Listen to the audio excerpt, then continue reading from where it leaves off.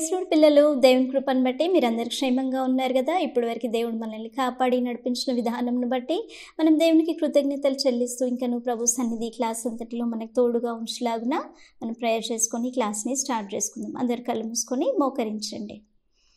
పరిశుద్ధుడా, పరలోకమందున్న మా తండ్రి, మీకు స్తోత్రములు చెల్లిస్తున్నాం నైనా. ఇప్పటివరకు ప్రభువా, మీరు మమ్మల్ని నడిపించిన విధానంకై తండ్రి మీకు వందనాలు, స్తోత్రములు చెల్లిస్తున్నాం తండ్రి. ఇంకను ఈ క్లాస్ అంతటిలో మీ పరిశుద్ధాత్మ సహాయం అందించి మీ ఆత్మ ద్వారా మేము నడవలసిన మార్గమును మీరు మాకు బోధిస్తూ మమ్మల్ని నడిపించమని మా తండ్రి ప్రభువైన యేసుక్రీస్తు అతి పరిశుద్ధమైన నామంలో ప్రార్థించి వేడుకొంచున్నాం తండ్రి, ఆమేన్. సో ఈరోజు మనం నేర్చుకోబోతున్న లెసన్ మిర్యాం. ఈ లెసన్కి సంబంధించిన బైబిల్ పోర్షన్ నిర్గమకాండము 2వ అధ్యాయము 4 నుంచి 8 వచనాలు, 15వ అధ్యాయము 20 నుంచి 21 వచనాలు, సంఖ్యాకాండము 12వ అధ్యాయము 1 నుంచి 15 వచనాలు, 20వ అధ్యాయము 1వ వచనము, మీకా 6వ అధ్యాయము 4వ వచనము. Reading portion exodus chapter 2 verse 4 to 8, chapter 15 verse 20 to 21, Numbers chapter 12 verse 1 to 15, chapter 20 verse 1, Micah chapter 6 verse 4. ఈ లెసన్కి సంబంధించిన మెమరీ వర్స్ 1 పేతురు పత్రిక 2వ అధ్యాయము 9వ వచనము. అయితే మీరు చీకటిలో నుండి ఆశ్చర్యకరమైన తన వెలుగులోనికి మిమ్మల్ని పిలిచిన వాని గుణాతిశయములను ప్రచురం చేయ నిమిత్తము ఏర్పరచబడిన వంశమును, రాజులైన యాజక సమూహమును, పరిశుద్ధ జనమును, దేవుని సొత్తైన ప్రజలునై ఉన్నారు. 1 Peter chapter 2 verse 9. But you are a chosen people, a royal priesthood, a holy nation, God's special possession, that you may declare the praises of him who called you out of the darkness into his wonderful light. So అందరూ memory verse note down చేసుకున్నారు కదా. ఈరోజు మనం మిర్యాం గురించి నేర్చుకోబోతున్నాము. మిర్యాం గురించి మీరు last లెసన్లో కొన్ని సందర్భాల్లో విన్నారు. ఎక్కడ విన్నారు? అందరూ ఒకసారి ఫాస్ట్గా రికలెక్ట్ చేసుకోండి. ఎస్, మనము మోషే లెసన్లో మనము మిర్యాం గురించి విన్నాము. మిర్యాం ఎవరో కాదు, మోషే యొక్క అక్క కదా.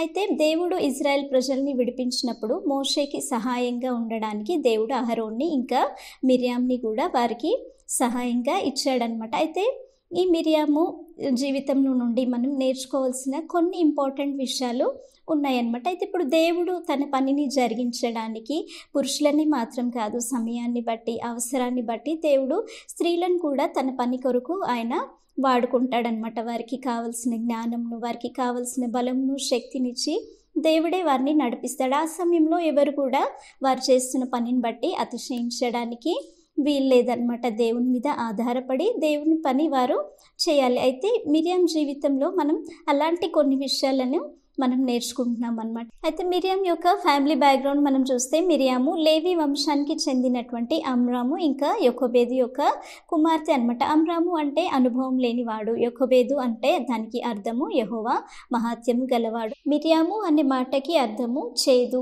బిటర్నెస్, లేకపోతే రెబీలియన్, తిరుగుబాటు. అయితే ఈ అమ్రాము యొకోబేదుకి 3 పిల్లలు ఉన్నారు. మిర్యాము, అహరోను ఇంకా మోషే అహరోన్ కంటే కూడా మిర్యాము వయసులో పెద్దదన్నమాట. అయితే ఈ మిర్యాము చాలా బాధ్యత కలిగి తన సహోదరులని చాలా ప్రేమగా చూసుకునేదన్నమాట. అయితే ఇజ్రాయెల్ ప్రజలు వారు వెట్టి చాకిరి చేస్తున్న సమయంలో, ఐగుప్తులో బానిసలుగా ఉంటున్న సమయంలో వారు దేవునికి మొరపెట్టినప్పుడు దేవుడు వారిని ఐగుప్తు దేశం నుంచి విడిపించి కనాన్ దేశంకి నడిపించాలనుకున్నాడు. కాబట్టి దేవుడు ఏం చేశాడంటే ఈ కుటుంబాన్ని ఇజ్రాయేలీల యొక్క విమోచన కొరకు వీరిని వాడుకున్నాడు. మిర్యాము ఇంకా అహరోను ఇంకా మోషేని దేవుడు ఇజ్రాయేలీల విమోచన కొరికి మనం వాడుకున్నాడు అనమాట. దేవుడే స్వయంగా వారి గురించి ఏమని చెప్తున్నాడంటే, మీకా 6వ అధ్యాయం 4వ వచనం, నేను ఇజ్రాయెల్ ప్రజల్ని ఐగుప్తు దేశం నుంచి వారిని బయటికి రప్పించాను, బానిసత్వం నుంచి నేను వారిని విమోచించాను, ఇంకా వారిని నడిపించడానికి మోషే, అహరోను ఇంకా మిర్యామును పంపితిని అని దేవుడే స్వయంగా చెప్తున్నాడు. అంటే ఇక్కడ మనకి ఏమర్థమవుతుంది?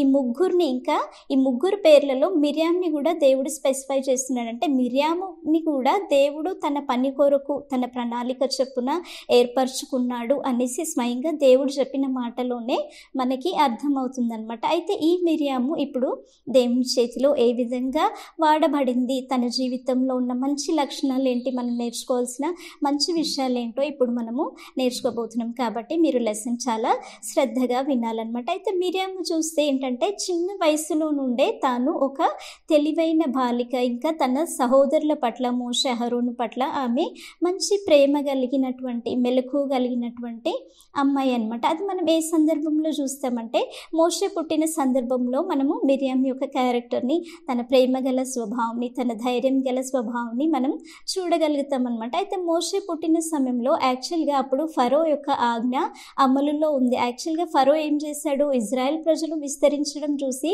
తను ఏమని చెప్పాడంటే ఇజ్రాయెల్ వంశంలో హెబ్రీ బాలుల్లో పుట్టిన ప్రతి మగపిల్లాన్ని కూడా నైలు నదిలో పారవేయండి అనేసి ఆజ్ఞ ఇచ్చాడనమాట. ఆ ఆజ్ఞ అమలులో ఉన్న సమయంలోనే మోషే జన్మించాడు. అయితే మోషే జన్మించినప్పుడు అతడు చాలా దివ్య సుందరుడుగా ఉన్నాడనమాట. దివ్య సుందరుడు అంటే ఒక డివైన్ బ్యూటీ అనమాట. అంటే ఒక దైవికమైన అందం, అంటే మంచి సౌందర్యం కలిగిన వ్యక్తిగా అతడు జన్మించాడనమాట. అయితే ఇది చూసిన అమ్రాము యొకోబేద్ ఏం చేశారంటే అందరూ ఇప్పుడు ఫరో ఆజ్ఞాపించినట్టు ఆ బాలుడిని వారు నైలు నదిలో పడేయాలనేసి వారు అనుకోలేదు. కానీ ఏ విధంగానైనా ఆ బాలుడిని దాచిపెట్టాలి అనేసి వారు ఏం చేశారంటే 3 నెలలు కూడా ఆ బాలుడిని దాచిపెట్టారనమాట. అయితే 3 నెలల తర్వాత ఇప్పుడు ఆ బాలుడిని దాచలేరు, ఎందుకంటే అతను మాట్లాడడం స్టార్ట్ అవుతుంది కాబట్టి ఆ సమయంలో వారు దాచలేరనమాట. యాక్చువల్గా ఇప్పుడు అమ్రాము ఇంకా యొకోబేదు చేసిన పని ఏంటంటే రాజు ఆజ్ఞకి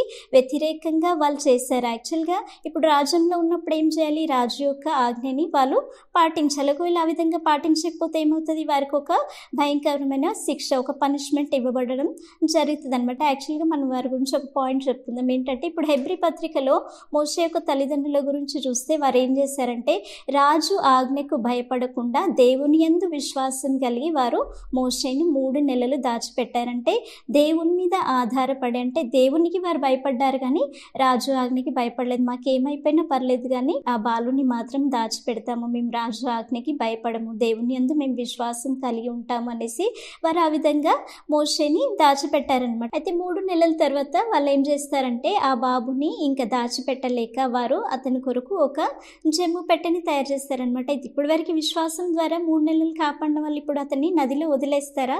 అలా కాదు. వాళ్ళు ఏం చేస్తారంటే అతన్ని సేఫ్టీగా అతన్ని ప్యాక్ చేస్తారనమాట. వాళ్ళు ఏం చేస్తారంటే జమ్ము తీసుకొని ఒక పెట్టెని తయారు చేస్తారు. జమ్ము అంటే చూడండి, దీన్ని జమ్ము అంటారనమాట. నది ఒడ్డున, చెరువుల ఒడ్డున పెరుగుతుంది అనమాట. ఇది 12 to 16 feet లాంగ్ ఉంటుంది. అయితే ఇది పైన ఇట్లా ఒక ఫ్లవర్ టైప్లో ఉంటుంది, ఎక్కువ ఇది ఒడ్డున పెరుగుతుంది అనమాట. అయితే దీన్ని ఏం చేస్తారంటే దీన్ని స్టిక్ ఏదైతే ఉంటుందో అది చాలా స్ట్రాంగ్గా ఉంటుంది అనమాట. అయితే దీన్ని ఏం చేస్తారంటే ఇలా కట్ చేసి రాయడానికి ప్రతులుగా వాడతారనమాట. బైబిల్ విషయాలు ఏవైతే రాయబడి ఉన్నాయో ఈ ప్రతుల్లో కూడా కొన్ని విషయాలు రాయబడినట్టుగా ఉందన్నమాట. అయితే ఈ వీటిని రాయడానికి వాడతారనమాట. ఇది చాలా స్ట్రాంగ్ వుడ్ అనమాట. అయితే వీళ్ళు ఏం చేస్తారంటే జమ్ముతో ఒక పెట్టెని తయారు చేస్తారనమాట. యాక్చువల్గా జమ్ముతో తయారు చేయడానికి గల ఒక రీజన్ ఏంటంటే ఇప్పుడు నైలు నదిలో చాలా క్రొకడైల్స్ ఉంటాయన్నమాట. ఇప్పుడు ఆ బాబుని అక్కడ నైలు నదిలో పెట్టినప్పుడు ఇప్పుడు క్రొకడైల్స్ వచ్చి ఆ ముసళ్ళు వచ్చి అతన్ని తినివేయకుండా ఈ జమ్ము పెట్టె అతనికి ఒక సేఫ్టీగా ఉంటుంది. యాక్చువల్గా జమ్ము అనేది ముసళ్ళు ఇష్టపడవు అనమాట. జమ్ముని క్రొకడైల్స్ ఇష్టపడవు. జమ్ము స్మెల్కి అవి దూరంగా పారిపోతాయి అనమాట. కాబట్టి అతన్ని చక్కగా జమ్ము పెట్టెని తయారు చేసి దానికి లోపలికి వాటర్ వెళ్ళకుండా సేఫ్టీగా దానికి కీలు పూసి ఇంకా దాన్ని కవర్ చేసేసి ఇంకా ఆ ఏటి ఒడ్డున జమ్ములో అతన్ని ఉంచేస్తారనమాట. అయితే ఇది జరిగినప్పుడు మిరియాం ఏం చేస్తుందంటే దూరం నుంచి ఆమె దూరంగా నిలబడి తన తమ్మునికి ఏం జరుగుతుందో అనేసి ఆమె అక్కడ చూస్తూ ఉంటుంది అనమాట. ఆశ్చర్యకరంగా అక్కడ ఏం జరుగుతుంది, అక్కడ ఫరో కుమార్తె స్నానానికి వచ్చినప్పుడు మోషేని చూసి అతడు దివ్య సుందరుడై ఉండడం చూసి ఆ సౌందర్యంని బట్టి ఆమె ఏం చేస్తుందంటే అతన్ని తన కొరకు ఒక కుమారునిగా పెంచుకోవాలని తను అనుకుంటుంది అనమాట. ఆ సమయంలో మిరియాం ఏం చేస్తుంది, చాలా మెలకువ కలిగి ఆమె స్పీడ్గా ఇంకా ఫరో కుమార్తె దగ్గరికి వెళ్ళి తను ఏం చెప్తుంది, ఇంకా ఈ బాలుడిని పెంచడానికి నేను ఒక దాదిని తీసుకురానా అనేసి ఆ విధంగా ఫరో కుమార్తెని అడిగినప్పుడు ఫరో కుమార్తె ఏం చేస్తుంది, తాను ఒప్పుకొని ఇంకా మిరియాంని దాదిని తీసుకురావడానికి పంపిస్తుంది. ఇప్పుడు మిరియాం వెళ్ళి ఏం చేస్తుంది, తాను స్వయంగా తన తల్లినే అక్కడికి దాదిగా తీసుకొస్తుంది అనమాట. ఈ సందర్భంలో మిరియాము ఎంత తెలివిగా ప్రవర్తించింది, తాను తన సహోదరుని పట్ల ఏ విధంగా ఉందో అనేసి మనం ఈ సందర్భంలో మిరియాం గురించి మనం చూస్తామన్నమాట. యాక్చువల్గా ఫస్ట్ మనం ఏం చూస్తామంటే మిరియాము తన సహోదరుల పట్ల ప్రేమ కలిగిన అమ్మాయిగా మనం చూస్తాం. ఇప్పుడు యాక్చువల్గా మోషేని పరవేస్తున్న సమయంలో, అంటే మోషేని అక్కడ వదిలిపెట్టేస్తున్న సమయంలో, పోనీలే ఇంకా తమ్ముడు లేకపోతే ఏంటి, నేను అహరోన్ ఉన్నాం కదా, దానికి ఏమైపోయినా పర్లేదులే అనేసి మిరియాం ఆ విధంగా వదిలేసిందా?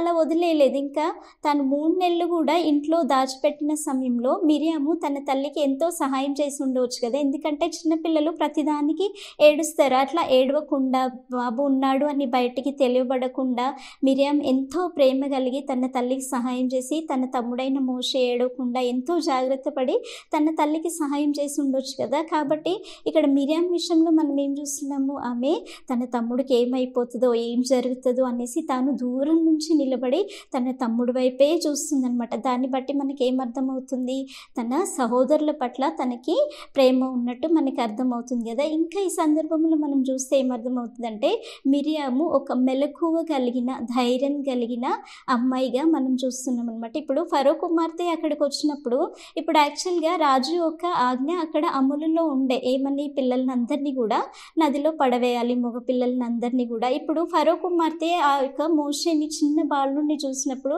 తనకి సందేహం రావచ్చు కదా. ఇప్పుడు మగపిల్లల్ని పడేయమని ఆజ్ఞ ఇచ్చారు, అయినా కూడా ఈ పిల్లవాడు ఎలా ఉన్నాడు అంటే వారు పడేయలేదు అని తను అనుకోవచ్చు కదా. ఇంకా అదే సమయంలో మిరియాం అక్కడికి వెళ్ళిన సమయంలో మిరియాంని చూసి ఫరో కుమార్తె అడగవచ్చు, ఇది నీ తమ్ముడే ఉండొచ్చు, నువ్వు కావాలని ఆ విధంగా తెలియనట్టు చేస్తున్నావు అనేసి ఆ విధంగా అడగొచ్చు. అలాంటి పరిస్థితి అక్కడ ఎదురవుతుంది. అది ఎదురవుతుందని తెలిసినా కూడా అక్కడ మిరియాం ఏం చేసింది, తాను భయపడలేదు. అట్లాంటి కష్ట పరిస్థితిలో కూడా తాను చాలా ధైర్యంగా ఉంది, తను మెలకు ఉంది, చాలా అలర్ట్గా ఉంది. వెళ్ళిపోయి ఏమైంది, అక్కడ ఫరో కుమార్తెతో చాలా మెలకుగా తను మాట్లాడుతుంది, నేను దాదిని తీసుకురావాలని. యాక్చువల్గా అక్కడ ఆమె భయపడాల్సిన పరిస్థితి. తన తల్లితో కూడా తను చెప్పొచ్చు, నేను వెళ్ళలేను, నాకు భయం వేస్తుంది అని చెప్పొచ్చు. కానీ అక్కడ మిరియాం ఏం చేసింది, చాలా ధైర్యంగా ప్రవర్తించింది. ఇంకా మెలకువగా ఉంది, తను చాలా అలర్ట్గా ఉందన్నమాట. అంటే తన తమ్ముడికి ఏమీ జరగకుండా క్షేమంగా ఫరో యొక్క కుమార్తె చేతిలోకి అతడు వెళ్ళేలాగా చాలా మెలకువ ఉంది. కాబట్టి మిరియాము ఎంత ధైర్యమైన అమ్మాయో, అంత చిన్న వయసులో కూడా ఎంత ధైర్యమైన అమ్మాయో మనకు అర్థమవుతుంది. ఇంకా యాక్చువల్గా అసలు తన వయసు చూస్తే అప్పుడు 10 నుంచి 12 సంవత్సరాలు ఉండవచ్చు. ఆ సమయంలో కూడా she was an ideal girl with matured character. అంటే ఆమె ఒక ఆదర్శనీయమైన అమ్మాయి, అంటే ఒక పరిపక్వమైన స్వభావం. అంటే మ్యాచ్యూర్డ్ క్యారెక్టర్ అంటే ఏంటి, వయసుకు తగినట్టుగా బిహేవియర్ ఉండడమే మ్యాచ్యూర్ క్యారెక్టర్. ఇప్పుడు 10 నుంచి 12 సంవత్సరాల వయసు ఉన్న వాళ్ళు తన తమ్ముడు అలా ఉన్నప్పుడు ఎవరైనా పెద్దగా శ్రద్ధగా చూసుకుంటారా? నేను చిన్నదాన్ని కదా, నేను ఆడుకోవాలి కదా, ఇది చేయాలి కదా, అది చేయాలి కదా, మా మమ్మీ వాళ్ళు చూసుకుంటారులే, నేను చిన్న వయసు దాన్ని నేనేం చేయగలుగుతాను, ఆ సందర్భంలో నేను ఎలా ఉండగలుగుతాను అని తను అలా అనుకుందా? అలా అనుకోలేదు. తను చాలా మెచ్యూర్డ్గా, అంటే చాలా ఎదిగిన అమ్మాయిలాగా తాను ఆలోచించింది. ఆ సందర్భంని ఎలా దాటి వెళ్ళాలి, తన తమ్ముడిని ఎలా కాపాడాలి అని తాను ఒక ఎదిగిన మనసుతో తాను ఆలోచించింది. అంత చిన్న వయసులో ఎవరైనా అలా ఆలోచించగలుగుతారా? ఎవరు ఆలోచించలేరు. కానీ ఆమె అలా చేయగలిగింది అంటే అక్కడ అర్థం ఏంటి, తన తల్లిదండ్రులు ఒక ఆత్మీయ జ్ఞానంలో తనని పెంచి ఉండవచ్చు. ఇంకా అదే సమయంలో ఆ సందర్భంలో మిరియాన్ని దేవుడు వాడుకొని మోషేని కాపాడడానికి ఆ యొక్క విషయాలు జరిగించి ఉండొచ్చు. అంటే ఇదంతా చూస్తే, ఈ ఇన్సిడెంట్ అంతా చూస్తే యాక్చువల్గా మనకి ఏం అర్థమవుతుంది, ఇదంతా దేవుని ప్రణాళిక, దేవుని యొక్క ప్లాన్. దేవుడే ఆమెకి కావాల్సిన జ్ఞానంని ఆ సమయంలో ఇచ్చారు. ఇంకా ఆమె ఎంత మెలకుగా ప్రవర్తించింది, స్వయంగా వెళ్ళి తన తల్లిని తనకి దాదిగా తీసుకొచ్చింది. అంటే మోషే అక్కడ చంపబడకుండా, అతనికి ఏమీ జరగకుండా, ఫరో యొక్క కుమార్తె యొక్క సంరక్షణలో అతడు పెరగడానికి, మోషే యొక్క ఫ్యూచర్ ప్లాన్ విషయంలో ఇక్కడ మిరియాము ఒక గొప్ప పాత్రగా వాడబడింది అనేసి మనకు అర్థమవుతుంది. అంటే ఇజ్రాయెల్ ప్రజల్ని విమోచించడానికి విమోచకుడైన మోషే యొక్క జీవితము అది తీర్చిదిద్దబడడంలో మిరియాము చాలా అక్కడ ఎంతో వాడబడినట్టుగా మనకి అర్థమవుతుంది అనమాట. కాబట్టి మనం మిరియాము జీవితంలో ఇలాంటి మంచి లక్షణాలు మనం నేర్చుకోవాలి. ఇక్కడ మిరియామ్ని మనం చూస్తే ఈ సందర్భంలో మనకి ఏమర్థమవుతుంది, ఆమె ఆ కష్టమైన పరిస్థితిలో కూడా ఎంత తెలివిగా, ధైర్యంగా ప్రవర్తించిందంటే, స్వయంగా అక్కడ ఫరో కుమార్తెనే ఇప్పుడు తన తల్లితో చెప్తుంది, బాలుని నా కొరకు పాలిచ్చి పెంచు అని చెప్తుంది. వాళ్ళు 3 నెలలు మోషేని భయంగా దాచిపెట్టి పెంచారు కదా. ఇప్పుడు మిరియాం చేసిన పనిని బట్టి ఇప్పుడు వారికి ఏం జరిగింది, వారు ఇప్పుడు స్వయంగా అథారిటీగా ఇప్పుడు వారు మోషేని పెంచుకోగలిగారు కదా. ఇప్పుడు స్వయంగా మోషే వారింట్లోనే ఎటువంటి భయం లేకుండా యొకోబేదు యొద్ద అతడు పెరగగలిగాడు కదా. సో ఈ విధంగా మిరియాము ఒక తెలివైన ధైర్యం గల అమ్మాయి అని మనం ఇక్కడ చూడగలుగుతున్నాం. ఇంకొక విషయం మనం మిరియాం విషయంలో ఏం చూస్తున్నామంటే మిరియాము ఆమె దేవుణ్ణి స్తుతించే స్త్రీగా మనం చూస్తున్నాం. ఇప్పుడు ఇజ్రాయెల్ ప్రజల్ని దేవుడు ఐగుప్తు నుంచి విడిపించిన తర్వాత ఫరో ఏం చేశాడు, వారిని తరుముకుంటూ ఎర్ర సముద్రం దగ్గరికి వచ్చాడు కదా. ఆ సమయంలో దేవుడు ఆశ్చర్యకరంగా ఇజ్రాయెల్ ప్రజల్ని ఎర్ర సముద్రంని 2 పాయలుగా చేసి దేవుడు వారిని దాటించాడు. ఇంకా అక్కడ మనం గమనించవలసిన విషయం ఏంటి, ఒక మిరాక్యులస్ మార్వెలస్ ఈవెంట్ అక్కడ జరిగింది. ఏంటి, ఆ యొక్క సముద్రం అంతా కూడా పొర్లి వచ్చి ఫరో సైన్యంని అక్కడ ఐగుప్తీలందరినీ కూడా ముంచివేసింది. అసలు యాక్చువల్గా అది ఎంత మిరాక్యులస్ ఈవెంట్ కదా. అది కల్లారా చూసిన వాళ్ళకి అక్కడ జరిగిన ఒక ఆశ్చర్యకరమైన విషయం ఎంత గొప్పగా కనబడుతుంది కదా. ఆ సమయంలో మిరియాం ఏం చేసింది, ఆమె దేవుడు చేసిన కార్యంని బట్టి ఆమె దేవుణ్ణి స్తుతించింది. ఆ సమయంలో యాక్చువల్గా మిరియాంకి 90 సంవత్సరాల వయసు. 90 సంవత్సరాల వయసులో 90 years old ఆ టైంలో కూడా ఆమె దేవుణ్ణి స్తుతించి ఆరాధించగలిగింది అంటే ఆమె మనకి ఎంత ఆదర్శనీయంగా ఉంది కదా. ఆమె మనకు ఒక ఎంకరేజ్మెంట్గా ఉంది. ఆమెనే అంత స్తుతించి ఆరాధిస్తే ఇప్పుడు మనం దేవుణ్ణి ఎంతగా స్తుతించాలి.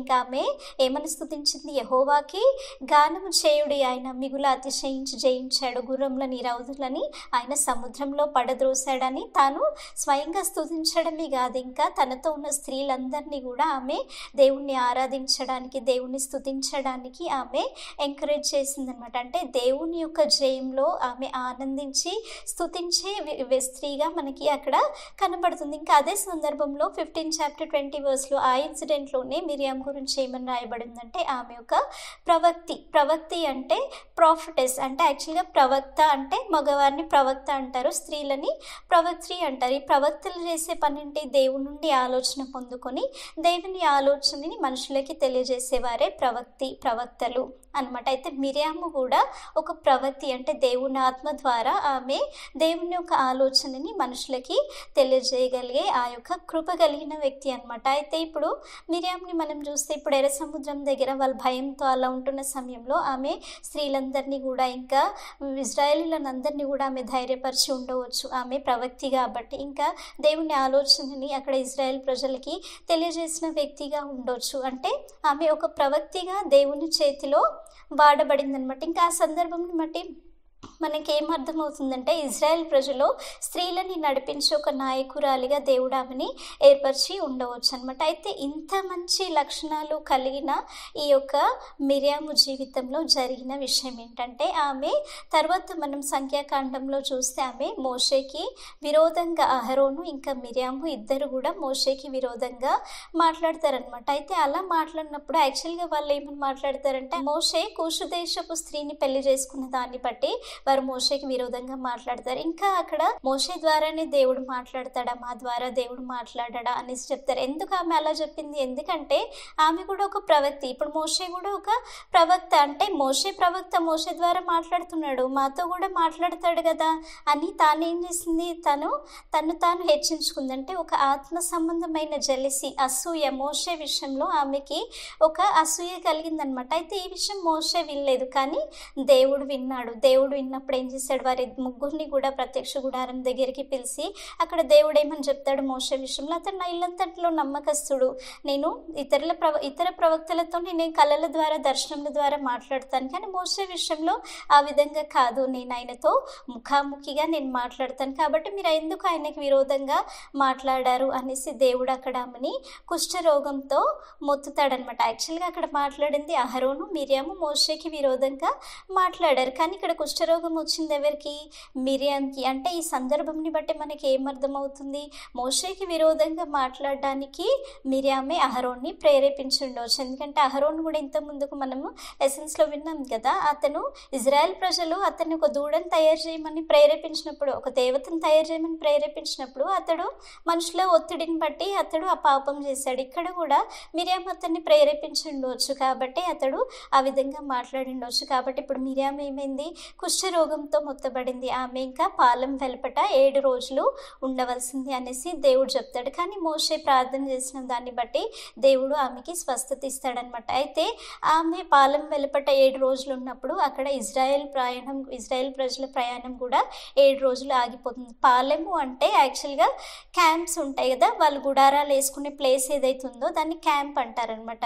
అది పాలెం అనమాట. అయితే ఆ గుడారాలకి బయట ఉన్న ప్లేస్ ఏదైతే ఉంటుందో పాలెం వెలుపల అనమాట. అయితే ఆ విధంగా ఆమెని పాలెం వెలుపల పెట్టవలసి వచ్చింది. అయితే ఇప్పుడు మనకి ఇక్కడ ఏమర్థమవుతుంది, మనలో ఎన్ని మంచి లక్షణాలు ఉన్నప్పటికీ, ఎంత మంచి విషయాలు ఉన్నప్పటికీ, దేవునికి ఆయాసకరమైన, దేవునికి ఇష్టం లేని ఒక్క విషయం ఉన్నా కూడా అది శిక్షకి దారి తీస్తుంది. అది మనం మిరియాం జీవితంలో ఆమె చిన్న వయసులోనే దేవుని చేతిలో మంచిగా వాడబడి దేవుని ప్రణాళికలో ఉన్న వ్యక్తే. కానీ లాస్ట్కి వచ్చి తను ఏం చేసింది, మోషేకి విరోధంగా మాట్లాడినప్పుడు ఒక ఆత్మ సంబంధమైన అసూయ, ద్వేషం ఆమె కలిగి ఉన్నప్పుడు ఆమె శిక్షకి గురైంది. తర్వాత మనం సంఖ్యాకాండం 20 అధ్యాయంలో చూస్తే ఆమె సీను అరణ్యంలో, ఇజ్రాయెల్ ప్రజలు ప్రయాణం చేస్తున్న సమయంలో సీను అరణ్యంలో కాదేశ్ అనే ప్రాంతంలో ఆమె చనిపోయి ఇంకా అక్కడే పాతి పెట్టబడుతుంది అనమాట. ఈ విధంగా మిరియాము జీవితంలో కొన్ని మంచి విషయాలు, కొన్ని చెడు విషయాలు మనం చూస్తున్నాం. అయితే ఇప్పుడు ఈమె జీవితం ద్వారా మనం నేర్చుకోవాల్సిన విషయాలు ఏంటో మనము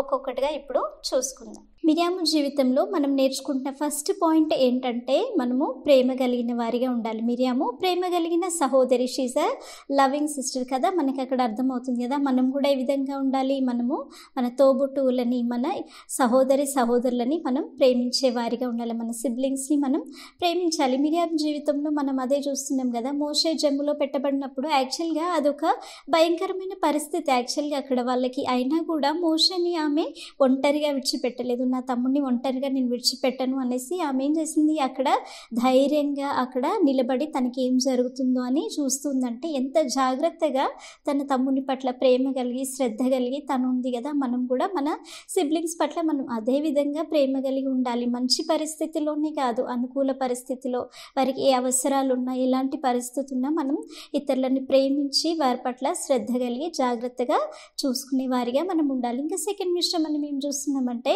ఆమె ఒక తెలివైన, ధైర్యం గల, మెలకువ కలిగిన బాలికగా మనం చూస్తున్నాం. యాక్చువల్గా ఫరో కుమార్తెతో మాట్లాడడం అనేది అది ఎంతో ధైర్యంతో కూడిన పని కదా. ఫస్ట్ ఆఫ్ ఆల్ వాళ్ళు చేసింది ఏంటి, రాజా ఆజ్ఞకు వ్యతిరేకమైన పని వారు చేశారు. పిల్లలందరినీ నదిలో పడవేయమన్నప్పుడు వాళ్ళు పడేయకుండా ఆ బాబుని దాచిపెట్టారు. అంటే రాజు ఆజ్ఞకి వ్యతిరేకంగా వారు ప్రవర్తించారు. ఇప్పుడు ఆ వ్యతిరేకమైన పరిస్థితిలో ఇప్పుడు స్వయంగా ఫరో యొక్క కుమార్తెతోనే మాట్లాడడం అనేది ఎంత ధైర్యంతో కూడిన పని. ఎవరైనా రాజకుమార్తెతో మాట్లాడగలుగుతారా? అక్కడ మాట్లాడలేరు. కానీ అక్కడ మిరియాం ఏం చేసింది, చాలా ధైర్యంగా, మెలకువగా ఫరో కుమార్తెతో మాట్లాడడానికి ఆమె ధైర్యం చూపించింది కదా. మనం కూడా మన జీవితంలో ధైర్యం కలిగిన వారిగా ఉండాలి. అనుకూల పరిస్థితుల్లో కాదు, ప్రతికూల పరిస్థితులు, మనకి పరిస్థితులు అనుకూలంగా లేని సమయంలో కూడా మనం ఏ విధంగా ఉండాలి, ధైర్యం కలిగిన పిల్లలుగా ఉండాలి. ఇప్పుడు మన స్కూల్స్లో కూడా, మన సొసైటీలో కూడా కొన్ని దేవునికి వ్యతిరేకమైన విషయాలు, కొన్ని ఆర్డర్స్ మనకు వస్తుండొచ్చు. ఆ సమయంలో మనం ఏం చేయాలి,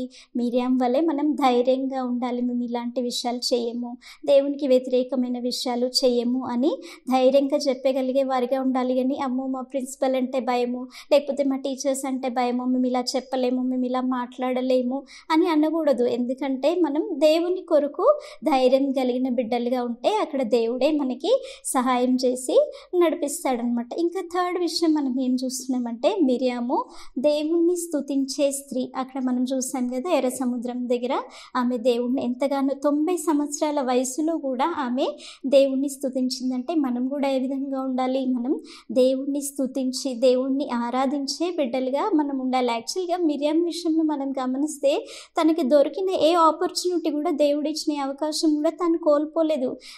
మోషే విషయంలో కూడా ఆమె ధైర్యంగా ప్రవర్తించి మోషేని కాపాడింది. ఇంకా ఇక్కడ కూడా ఎర్ర సముద్రం దగ్గర కూడా అంత భయంకరమైన పరిస్థితుల్లో కూడా ఆ జయం దొరికిన తర్వాత తను ఎంతో సంతోషించింది. దేవుడు మన నుండి అదే కోరుతాడు, మనకి దేవుడిచ్చిన అవకాశాన్ని మనం వ్యర్థం చేసుకోవద్దు. అయితే ఇప్పుడు మనం కూడా ఏ విధంగా ఉండాలి, 90 సంవత్సరాల మిరియామే అంతగా దేవుణ్ణి స్తుతిస్తే ఇప్పుడు మనం చిన్నవారు, మనం ఎంతగా దేవుణ్ణి స్తుతించాలి. ఇప్పుడు మిరియాం యాక్చువల్గా తను ఎట్లా ఉంది, ఒక మ్యాచ్యూర్డ్ క్యారెక్టర్గా ఉంది. అయితే మనం దేవుని సన్నిధికి వచ్చినప్పుడు మనం ఎలా ఉండాలి, చర్చ్కి వచ్చినప్పుడు మమ్మీ డాడీయే వింటారులే వాక్యము, ఆంటీ వాళ్ళే వింటారులే, వారి కోసం వెళ్ళే ఆరాధన, ఉన్నావా, మేము ఓన్లీ సండే స్కూల్ అటెండ్ అయితే చాలే అని మనం అట్లా ఉండాలా? చిన్న పిల్లల్లాగా, ఇంకా చిన్న పిల్లల్లాగా మనం బిహేవ్ చేయాలా? మనం అలా ఉండకూడదు. మనం మ్యాచ్యూర్డ్గా ఉండాలి. అవును, నేను దేవుణ్ణి ఆరాధించాలి. ఎందుకంటే వాక్యంలో ఏమనుంది? చంటి పిల్లల బాలుల యొక్క స్తుతుల మూలంన దేవుడు ఒక దుర్గమును స్థాపిస్తాడు. దుర్గము అంటే ఒక ఆశ్రయం. మనం దేవుణ్ణి స్తుతించి ఆరాధించినప్పుడు మనకు దేవుడి నుండి ఒక ఆశ్రయం దొరుకుతుంది, ఒక సహాయం దొరుకుతుంది. మనం ఎందుకు దేవుణ్ణి స్తుతించాలి, మనం ఎందుకు ఆరాధించాలి? ఎందుకంటే దేవుడు మనల్ని సృష్టించిన విధానంను బట్టి, ఆయన ఊపిరితోనే కదా మనం బ్రతుకుతున్నాం. మనం దేవుడు లేకుండా మనం ఉన్నామా? లేము. కాబట్టి మనం దేవుడు మనకి చేస్తున్న ప్రతి మేలుని బట్టి, దేవుడిని బట్టి మనము స్తుతించాలి. ఇంకెందుకు మనం దేవుణ్ణి స్తుతించాలి? ఆయన మన కొరకు ఏమిచ్చాడు? మనం ఇప్పుడు ఎవరైనా మనకి ఏదైనా ఇస్తే మనం థ్యాంక్స్ చెప్తాం, ప్రైజ్ చెప్తాం. ఇప్పుడు దేవునికి మనం ఎందుకు థ్యాంక్స్ చెప్పాలి, ఎందుకు ప్రైజ్ చెప్పాలి? దేవుడు మన కొరకు ఏమిచ్చాడు? స్వయంగా తన కుమారుణ్ణే మనకి ఇచ్చాడు. ఆయన వచ్చి ఏం చేశాడు? తన ప్రాణమును, తన రక్తమును మన కొరకు అర్పించాడు కదా. అందుకే అక్కడ పరలోకంలో ఏముంది? కోట్లాది దేవదూతలు వధింపబడిన గొర్రెపిల్ల మహిమ ఘనత స్తుతులు నీకే అని చెప్తున్నాడు. అంటే ఆయన ఆరాధనకు యోగ్యుడు, ఆయన స్తుతింపబడడానికి యోగ్యుడు. కాబట్టి చిన్నపిల్లలు కూడా దేవుణ్ణి స్తుతించాలని కోరుకుంటున్నాడు. కాబట్టి మనం కూడా మరీ చిన్నపిల్లల్లాగా ఉండకుండా దేవుణ్ణి ఆరాధించే ఒక మ్యాచ్యూర్డ్ మైండ్తో మనం దేవుణ్ణి స్తుతించే వారిగా ఉండాలి. ఇంకా మిరియాం జీవితంలో మనం నేర్చుకోకూడని విషయాలు ఏంటంటే, మనం ఇతరుల ఎడల అసూయ కలిగి, ద్వేషం కలిగి మనం ఉండకూడదు. మిరియాం అదే చేసింది కదా. దేవుడు ఆమెకి ఇన్ని తలాంతులు ఇచ్చాడు. ఇచ్చిన తలాంతులో ఆమె నమ్మకంగా ఉండాలి కదా, దాని పట్ల కృతజ్ఞత కలిగి నాకు ఇచ్చిన దాంట్లో నేను ఉంటానని ఉండాలి. కానీ అలా చేయకుండా ఆమె ఏం చేసింది? మోషే పట్ల ఆమె ఒక అసూయ కలిగింది. మోషేకి ఏదో ధనం ఉందో, లేకపోతే ఏదన్నా డబ్బు ఉందో అని అసూయ ఉంది ఆమెకి. అది కాదు, ఆమె కంటే మోషే ఎక్కువగా వాడబడుతున్నాడు అంటే ఒక ఆత్మ సంబంధమైన జెలసీ ఆమెకి వచ్చింది. మనం కూడా అట్లాంటి అసూయ కలిగి ఉండొద్దు. ఇప్పుడు మన ఫ్రెండ్స్ ఉంటారు, మనకంటే ఎక్కువ మార్క్స్ రావచ్చు, మనకంటే మంచిగా పాటలు పాడవచ్చు, మనకంటే ఎక్కువగా ఆరాధించవచ్చు, మనకంటే మంచి వాక్యం చదివి ఉండొచ్చు. అలాంటి సమయంలో మనం ఒక ఆత్మ సంబంధమైన అసూయ కలిగి ఉండొద్దు. వారు కూడా దేవుణ్ణి స్తుతించాలి, వారు కూడా మంచి మార్క్స్తో ఉండాలి అని మనం మంచి ప్రేమ కలిగిన వారిగా మనం ఉండాలి. ఇంకొక విషయం మనం ఏం చూస్తున్నామంటే, మనం దేవుని సేవకుల పట్ల, ఇంకా ఇతరుల పట్ల మనము గాసిప్స్ చేసేవారు, అంటే మనం విరోధంగా మాట్లాడేవారిగా మనం ఉండకూడదు. యాక్చువల్గా మిరియాము ఇంకా అహరోను మాట్లాడని విషయం మోషేకి తెలియదు, కానీ దేవుడు దానిని విన్నాడు. అంటే మనం ఇతరుల గురించి మాట్లాడే విషయము వారికి తెలియకపోయినా కూడా అది మాట్లాడుతున్నప్పుడు ఎవరు వింటారు?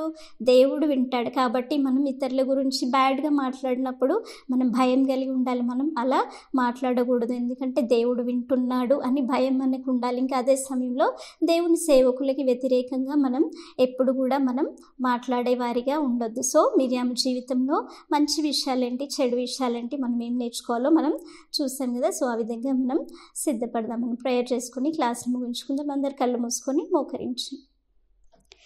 పరిశుద్ధ దేవ, కృప కలిగిన మా తండ్రి, మీకు స్తోత్రం నైనా. ఈ సమయం వరకు మీరు మాతో ఉండి మమ్మల్ని నడిపించినందుకు దేవా మీకు స్తోత్రం తండ్రి. మిరియాము జీవితం ద్వారా నైనా అనేక విషయాలు మీరు మాతో మాట్లాడి ఉన్నారు ప్రభా. నైనా అవును ప్రభా, మేము ప్రేమ కలిగి, ధైర్యం కలిగి ప్రభా మిమ్మల్ని స్తుతించి ఆరాధించే బిడ్డలుగా మేము ఉండడానికి మీరు మాకు సహాయం దయచేయండి నైనా. అసూయ నైనా అలాంటి విషయాలు మా జీవితంలో మేము కలిగి ఉండకుండా, మేము మాట్లాడే ప్రతి విషయంలో మేము భయం కలిగిన వారిగా నైనా, మీకు ఇష్టానుసారంగా మేము జీవించేవారిగా మీరు మమ్మల్ని సిద్ధపరచమని మా తండ్రి ప్రభువైన యేసుక్రీస్తు అతి పరిశుద్ధమైన నామంలో ప్రార్థించి వేడుకొంచున్నాం తండ్రి. ఆమేన్.